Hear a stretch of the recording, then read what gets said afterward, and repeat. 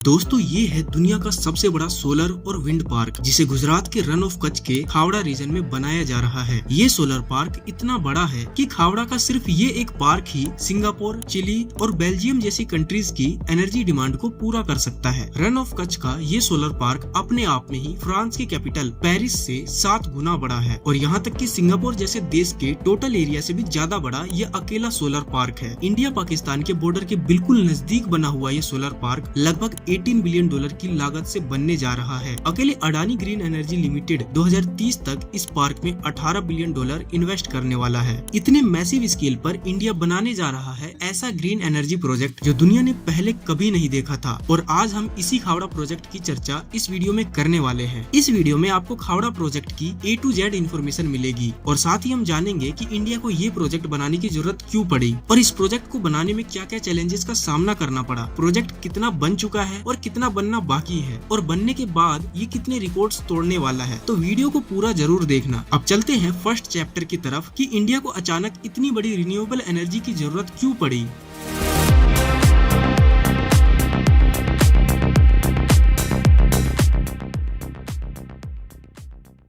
आज दुनिया भर में एनर्जी डिमांड बढ़ते जा रहा है लेकिन फॉसिल फ्यूल्स खत्म होते जा रहे हैं और बढ़ती हुई एनर्जी डिमांड को पूरा करने के लिए हमें सस्टेनेबल और रिन्यूएबल एनर्जी की तरफ शिफ्ट होना ही पड़ेगा। इन सब की शुरुआत तब हुई जब 2022 में दुनिया को एक बड़े एनर्जी क्राइसिस से जूझना पड़ा। 2022 में जब रसिया और यूक्रेन का वॉर शुरू हुआ तो दुनिया भर में फ्यूल की शॉर्टेज होने लगी, गैस और ऑयल की सप्लाई चेन डिसरप्ट होने लगी। यूरोपियन कंट्रीज को इसका सबसे बड़ा झटका लगा, पेट्रोल और डीजल का दाम आसमान छूने लगा। इसके बाद से दुनिया भर के कई कंट्रीज को ये समझ आ गया कि अगर वो अपनी एनर्जी डिमांड के लिए दूसरे देश पर डिपेंड रहेंगे तो उनकी इकोनॉमी कभी भी स्लो डाउन हो सकती है। 2023 में इंटरनेशनल एनर्जी एजेंसी ने एक रिपोर्ट निकाला जिसमें पाया गया कि उस साल 2.8 ट्रिलियन डॉलर्स दुनिया ने सिर्फ एनर्जी सेक्टर में इन्वेस्ट किया है, जिसमें से 1.7 ट्रिलियन डॉलर सिर्फ क्लीन एनर्जी में इन्वेस्ट किया गया। हिस्ट्री में पहली बार ऐसा हुआ कि ऑयल और गैस से ज्यादा इन्वेस्टमेंट सोलर में किया गया। तो ऐसे में इंडिया कैसे पीछे रह सकता था। इंडिया दुनिया का 3rd लार्जेस्ट कार्बन एमिटर है और साथ ही सबसे तेजी से बढ़ने वाली इकोनॉमीज में से भी एक है। इसका मतलब इंडिया में तो बिजली की डिमांड बढ़नी ही बढ़नी है और अगर इंडिया अपनी एनर्जी डिमांड को कोल से पूरा करने की कोशिश भी करे तो हर तरफ से दिक्कतों का सामना करना पड़ेगा। सबसे पहले तो इंटरनेशनल प्रेशर आएगा कार्बन एमिशन को कम करने के लिए, फिर पोल्यूशन का सामना भी हमारे ही शहरों को करना पड़ेगा। इन सबके बीच सबसे बड़ी प्रॉब्लम ये भी है कि कोयला दुनिया भर में लिमिटेड है, यानी कभी ना कभी ये पूरी तरह से खत्म हो जाएगा। तब हम क्या करेंगे। इन्हीं सब कारणों की वजह से इंडिया को रिन्यूएबल एनर्जी की तरफ ध्यान देना पड़ा और इंडिया ने अनाउंस किया कि वो अब रिन्यूएबल एनर्जी सोर्सेज से अपनी एनर्जी डिमांड को पूरा करेगा, जैसे सोलर और विंड। COP26 में पीएम नरेंद्र मोदी ने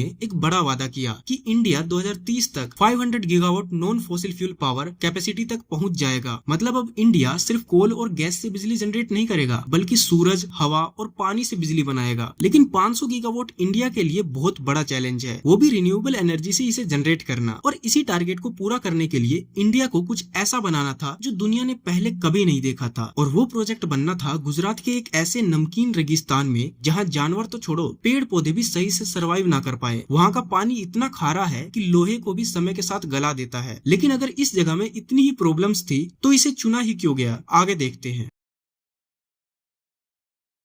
दोस्तों रन ऑफ कच्छ फेमस है अपने सफेद नमक के रेगिस्तान की वजह से। ये रेगिस्तान सैकड़ों किलोमीटर्स तक सालों से अबंडेंट पड़ा हुआ था, यानी यहाँ ना तो रोड थी और ना ही कोई सरकारी इंफ्रास्ट्रक्चर। सुबह यहाँ इतनी तेज धूप रहती है कि अगर आदमी 2 से 3 घंटे से ज्यादा धूप में खड़ा हो जाए तो उसे सोलर रेडिएशन का सामना करना पड़ सकता है और रात को यहाँ काफी तेज हवाएं चलती रहती है। सालों तक कंप्लीट वेस्टलैंड कहलाने वाली जगह अब यहाँ पर कुछ बड़ा होने जा रहा था। ये जगह पाकिस्तान के बेहद करीब होने की वजह से खुद डिफेंस मिनिस्ट्री के रूल्स भी यही कहते थे कि पाकिस्तान बॉर्डर के 10 किलोमीटर के अंदर कोई बड़ा कंस्ट्रक्शन अलाउड ही नहीं है, क्योंकि अगर कंस्ट्रक्शन हुआ और रोड्स, टावर्स या कोई बड़ा स्ट्रक्चर यहाँ बनाया गया तो पाकिस्तान की नजर इस पर जरूर पड़ेगी। फिर वही बात, अगर इतनी ही प्रॉब्लम्स थी इस जगह में तो फिर इसे चुना ही क्यों गया। दोस्तों इसका जवाब जानकर आपको भी लगेगा कि इससे बेस्ट जगह तो कोई हो ही नहीं सकता था इस प्रोजेक्ट को बनाने के लिए। इस यूजलेस एरिया में कुछ ऐसा था जो इंडिया में और कहीं नहीं था। इस जगह की पहली खूबी ये थी कि यहाँ पर सोलर इरेडिएशन एकदम वैसा ही पाया बताया गया जैसा सोलर पार्क को बनाने के लिए जरूरी होता है। हावड़ा रीजन में साल के ज्यादातर महीनों में काफी धूप रहता है, आसमान में बादल नहीं होते, तो धूप सीधी और इंटेंस पड़ती है जमीन पर, यानी सोलर पैनल्स मैक्सिमम एफिशिएंसी पर चल सकते हैं। दूसरा बड़ा एडवांटेज था विंड। रन ऑफ कच्छ के इस रीजन में रात को मानसून के महीनों में काफी तेज हवाएं चलती हैं, यानी जब रात में सोलर पैनल्स अपना काम नहीं करेंगे तो विंड टर्बाइंस अपनी मैक्सिमम एफिशिएंसी पर काम कर पाएंगे, यानी हावड़ा में 24/7 बिजली बनाई जा सकती है। इसीलिए इस प्रोजेक्ट को आज हाइब्रिड प्रोजेक्ट भी कहा जाता है। तीसरा बड़ा एडवांटेज था लैंड। यहाँ पर 72,000 हेक्टेयर की जमीन बंजर और बेजान पड़ी हुई थी, जिसका सालों से कोई यूज नहीं हो रहा था। तो ये जमीन सरकार के लिए कंपनीज को देना मुश्किल नहीं था, और जमीन बंजर होने की वजह से कंपनीज को काफी सस्ते में मिल गया। यहाँ की जमीन इतनी फ्लैट थी कि सोलर अरेज और विंड फार्म्स एक साथ एक कंटिन्यूअस ग्रिड में बिछाई जा सकती थी। अप्रैल 2020 में इंडिया की मिनिस्ट्री ऑफ डिफेंस ने एक बड़ा डिसीजन लिया। उन्होंने इस इलाके की 72,000 हेक्टेयर जमीन को रिन्यूएबल एनर्जी के लिए मंजूरी दे दिया। आर्मी और बीएसएफ के नो-गो जोन्स को अलग रखते हुए बाकी पूरी जमीन ओपन फॉर बिजनेस कर दिया गया। इस अप्रूवल के बाद हावड़ा की ये वेस्टलैंड कहलाई जाने वाली जमीन अब अचानक से दुनिया की सबसे वैल्यूएबल एनर्जी लैंड बन गई थी। दिसंबर 2020 में प्राइम मिनिस्टर नरेंद्र मोदी ने खुद इस प्रोजेक्ट की नींव रखी थी। साथ ही ये भी अनाउंस किया कि हावड़ा में दुनिया का सबसे बड़ा रिन्यूएबल एनर्जी पार्क बनेगा, जहाँ सोलर और विंड की हेल्प से लगभग 30 गीगावाट की एनर्जी जनरेट की जाएगी। गुजरात गवर्नमेंट ने स्टेट असेंबली में बताया कि लगभग 72,000 हेक्टेयर जमीन अलोकेट हो चुकी है और अप्रोक्सीमेटली 1.3 लाख करोड़ का इन्वेस्टमेंट होने वाला है। हावड़ा के इन सोलर पार्क्स को 2 जोन्स में डिवाइड किया गया। पहले पार्क में रफली 49,600 हेक्टेयर का हाइब्रिड पार्क होगा, जहां सोलर और विंड दोनों साथ लगेंगे, जहां अप्रोक्सीमेटली 24.8 गीगावाट तक एनर्जी जनरेट की जाएगी। दूसरा एक अलग 23,000 हेक्टेयर का एक्सक्लूसिव विंड जोन पार्क बनाया जाएगा। एक सबसे इम्पोर्टेंट बात जो आपको जाननी चाहिए कि यहाँ कोई एक कंपनी अपना मोनोपोली नहीं बना रखा है, बल्कि मल्टीपल डेवलपर्स को यहाँ सोलर पार्क बनाने के लिए जमीन एलोकेट हुई है, जैसे Adani green energy limited, NTPC, Suzlon, Gujarat state electricity corporation, SECI, ये सब यहाँ मिलकर काम करने वाले हैं। लेकिन वक्त के साथ अडानी ग्रीन अपना हिस्सा बड़ा करते गया। अडानी ने वादा किया कि वो अकेले 2030 तक इस प्रोजेक्ट में $18 बिलियन इन्वेस्ट करने वाला है। तो चलो अब बात करते हैं अडानी एनर्जी सेक्टर में इतना बड़ा दाव क्यों ले रहा है। आखिर क्या है इस इंडस्ट्री में इतना खास जिसने अडानी का ध्यान अपने ओर खींच लिया है।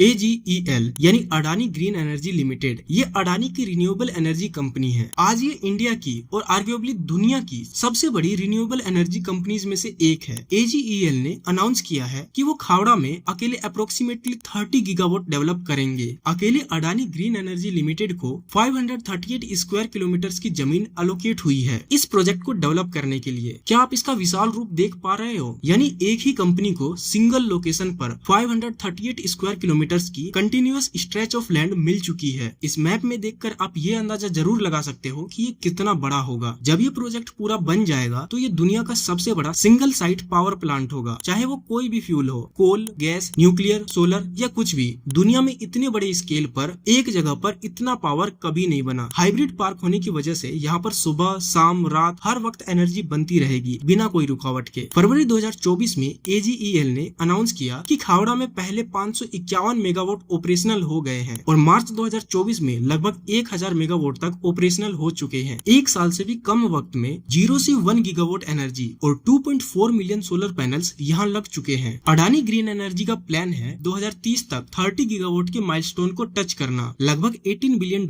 के इन्वेस्टमेंट के साथ इस प्रोजेक्ट को 2030 तक पूरा कर दिया जाएगा। पूरा अडानी ग्रुप का रिन्यूएबल्स और मैन्युफैक्चरिंग टारगेट है अप्रोक्सीमेटली $27.6 बिलियन। जब कुछ रिपोर्टर्स, इंजीनियर्स और गवर्नमेंट ऑफिशियल्स 2023 में हावड़ा विजिट पर गए तो उनका कहना था कि उस जगह को देखकर उनको विश्वास नहीं हो रहा था कि यहाँ पर कोई प्रोजेक्ट बन भी सकता है, जिसका मेन कारण था हावड़ा की हार्श क्लाइमेटिक कंडीशन। कुछ बड़े चैलेंजेस जो कंपनी ने फेस किया जब वो वहाँ पर सोलर पार्क की कंस्ट्रक्शन करना शुरू किए वो ये थे। पहली प्रॉब्लम थी सलाइन और वाटर लॉक्ड जमीन। रन ऑफ कच्छ की जमीन इतनी नमकीन थी और वहाँ की मिट्टी इतनी कमजोर थी कि हैवी मशीनरी का वेट तक नहीं उठा पा रही थी। मानसून में ये जमीन कीचड़ में में बदल जाती है। इंजीनियर्स के लिए सबसे बड़ा चैलेंज था पहले जमीन को स्टेबल बनाना, फिर उस पर कंस्ट्रक्शन करना। इंजीनियर्स ने यहाँ डीप फाउंडेशन डाले, साथ ही पत्थर के टुकड़े जमीन के अंदर डाले ताकि जमीन में पकड़ अच्छी बन जाए और कोई भी स्ट्रक्चर ढह ना जाए। खासकर विंड टर्बाइंस जिसकी ऊंचाई 200 मीटर तक चली जाती है और उसका वेट ये जमीन झेल पाए, उसके लिए फाउंडेशन का मजबूत होना बेहद जरूरी था। दूसरी प्रॉब्लम थी क्लाइमेट एक्सट्रीम्स। खावड़ा की गर्मी में टेम्परेचर 45 डिग्री सेल्सियस से ऊपर चला जाता है। डस्ट स्टॉर्म्स और तेज हवाएं जो बड़े बड़े स्ट्रक्चर्स को जड़ से उखाड़ कर फेंक सकती हैं और मानसून में बाढ़ आ जाना यहाँ पर आम बात है। एक एक विंड टर्बाइंस की ब्लेड्स अप्रोक्सीमेटली 78 मीटर्स लंबे होते हैं। इन्हें ट्रांसपोर्ट करना इतना मुश्किल था कि ये काम सूरज उगने से पहले किया जाता था, जब ना तो गर्मी होती है और ना ही तेज हवाएं चलती है। तीसरी प्रॉब्लम थी जीरो इंफ्रास्ट्रक्चर। जब कंस्ट्रक्शन शुरू हुआ तो वहाँ ना तो कोई सड़क था, ना बिजली की सुविधा थी, ना ही पानी की कोई सुविधा थी। पहले ये सब वहाँ पर बनाना पड़ा, उसके बाद ही प्लांट बनाने का काम शुरू हुआ। थाउजेंड्स ऑफ वर्कर्स को वहाँ मैनेज करना, मैसिव मशीनरीज को कंस्ट्रक्शन साइट तक पहुँचाना, वो भी रिमोट डेजर्ट की एक्सट्रीम क्लाइमेट्स में, ये सब दिमाग को थका देने वाला काम था। अप्रैल 2023 में यहाँ लार्ज स्केल कंस्ट्रक्शन शुरू हुआ और सिर्फ एक साल के अंदर मार्च 2024 तक 1 गीगावाट तक की एनर्जी ऑपरेशनल हो गई। चलो अब देखते हैं खावड़ा में यूज होने वाले कुछ टेक्निकल चीजों के बारे में।